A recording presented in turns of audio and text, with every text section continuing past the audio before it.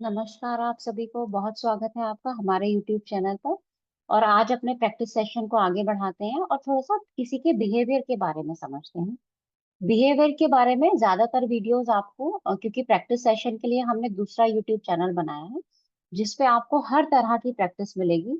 वो एस्ट्रोलॉजी की भी हो सकती है, पामिस्ट्री की भी होगी, न्यूमेरोलॉजी, टैरो, मल्टीपल सब्जेक्ट्स में पढ़ा रही हूँ, तो आपको उनसे रिलेटेड वहाँ पे वीडियोस मिलेंगी।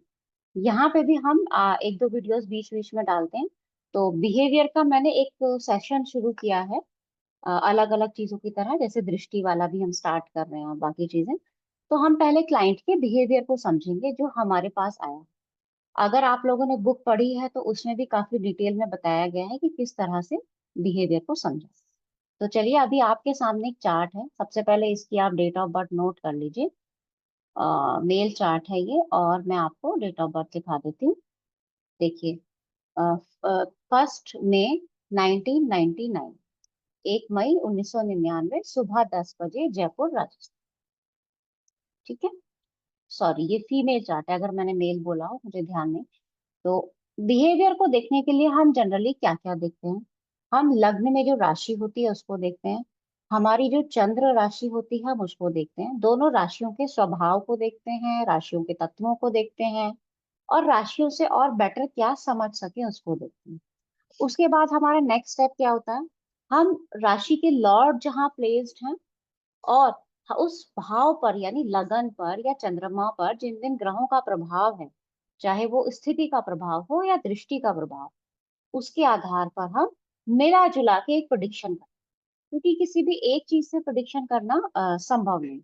तो अगर आप लग्न राशि को यहाँ पे देखेंगे ध्यान से, तो ये हमारा डुअल साइन है। इसके बारे में सब जानते हैं। काल पुरुष में तीसरे स्थान में ये राशि होती है। काल पुरुष को बिल्कुल मत भूलिएगा, काल पुरुष के आधार पे आपको बहुत अच्छा रिजल्ट मिलेगा। डुअल साइन का मतलब क्या है कि वो ना तो वो चर की तरफ है और ना ही वो स्थिर की तरफ है ना। वो डुअलिटी में है। कभी चर की तरफ चला जाता है, कभी स्थिर की तरफ चला जाता है।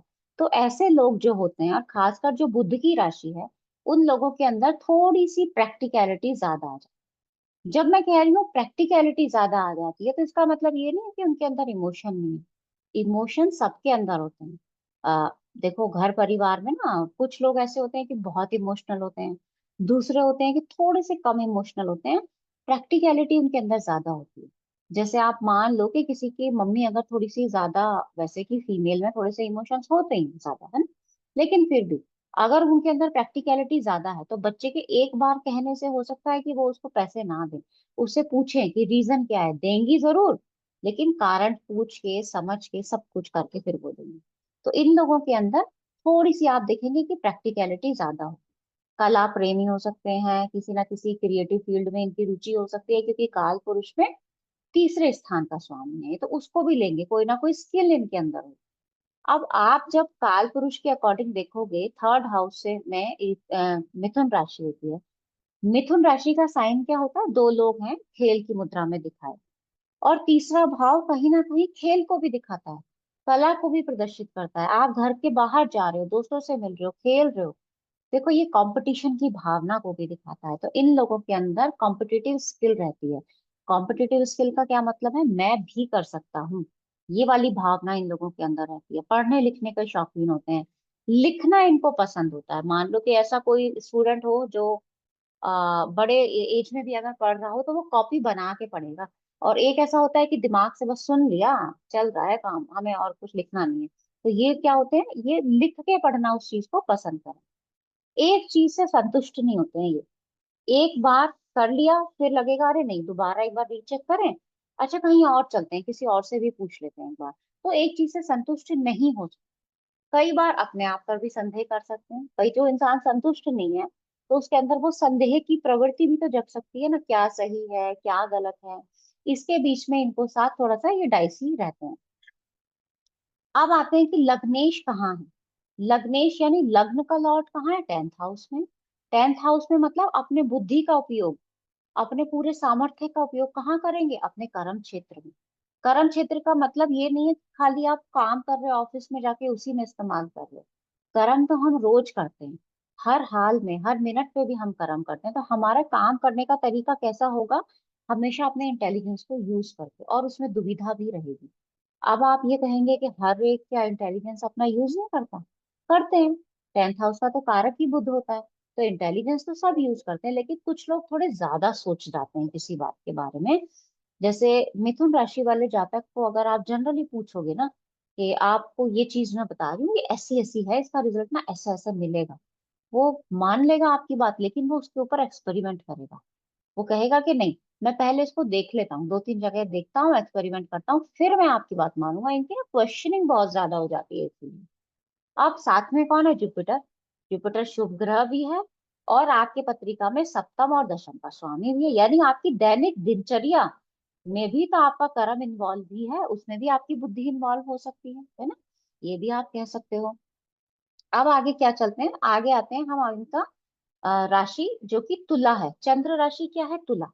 तुला राशि कैसी है? तुला है एक मूवेबल साइन। लग्न है डुअल साइन, और राशि क्या है? Movable sign. और मूवेबल भी ऐसी है काल पुरुष के सप्तम भाव में। सप्तम भाव क्या बताता है? शादी विवाह तो बताएगा ही, दैनिक दिनचर्या की भी बात चलती करते हैं। उसके अंदर हमारा चंद्रमा है, यानी हमारी लाइफ क्या है, अपनी दिनचर्या को ही बैलेंस करने में निकल सकती है ना? मतलब कुछ लोग ऐसे होते हैं कि एक लाइफ को बैलेंस करने में ही उनका पूरा जीवन निकल जाता है। तो तुला राशि के साथ भी कुछ ना कुछ ऐसा ही हो सकता है। तुला राशि वाले भी बहुत प्रैक्टिकल हो सकते हैं, शौकीन हो सकते हैं, अच्छा कपड़ा पहनना, ओढ़ना, सजना, क्योंकि चतुर्थ से चतुर्थ में ये राशि होती है।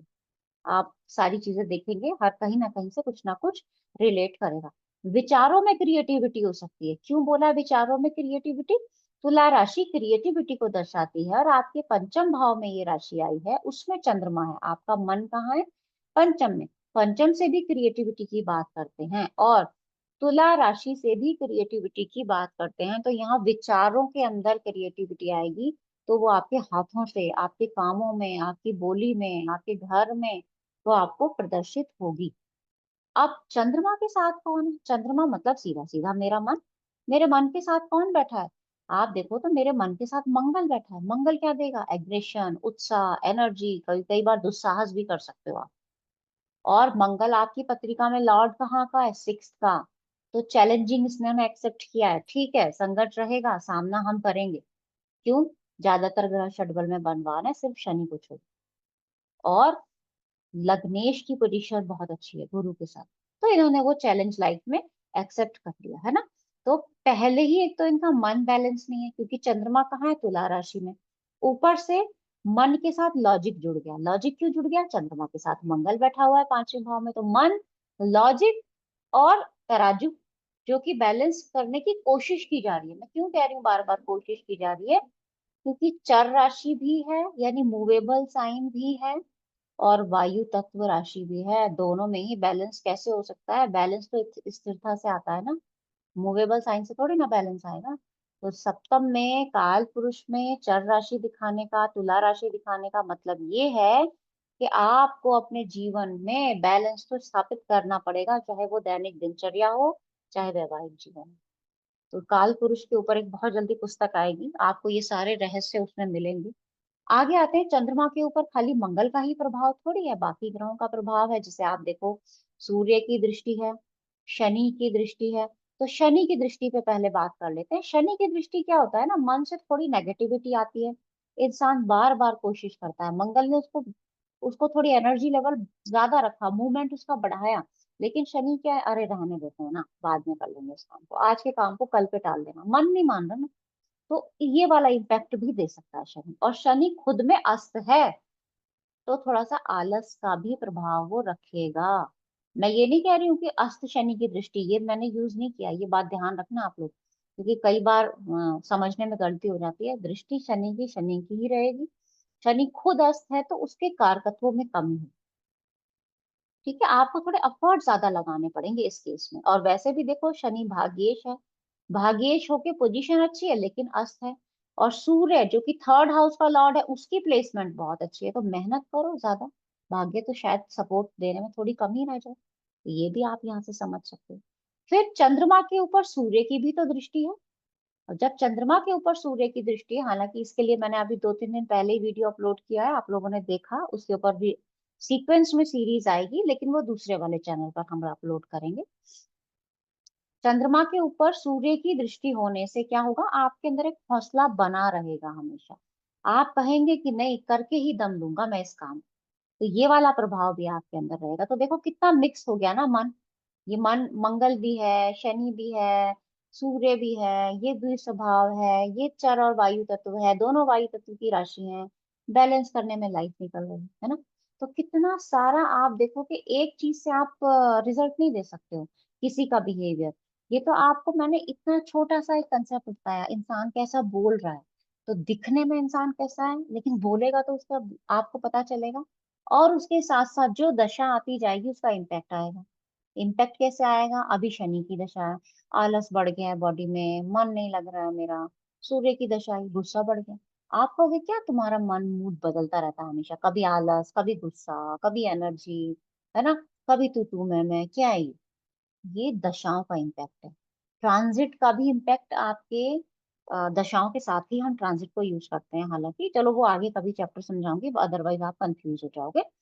तो उम्मीद है कि आपको ये बिहेवियर देखने का तरीका थोड़ा सा अपना बदलेंगे हम खाली राशि के आधार पर चार लाइनें बोल के नहीं देखेंगे। हम पूरे चार्ट के कॉम्बिनेशंस को देखेंगे और फिर किसी का बिहेवियर बताएंगे। क्योंकि बिहेवियर का मतलब ये नहीं है कि मैं खाली दिखने में कैसा हूँ या मैं कैसे काम कर रहा हूँ, नहीं।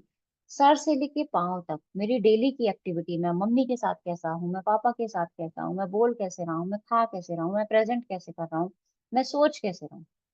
तो वो सारी चीजें वहां पे इम्पैक्ट करेंगी ही करेंगी। तो धीरे धीरे हमारी ये सीरीज ऐसे ही चलती रहेगी। आप लोगों का बहुत सपोर्ट मिल रहा है, बहुत अच्छा लगता है। आज के लिए इतना ही रखते हैं। बहुत धन्यवाद।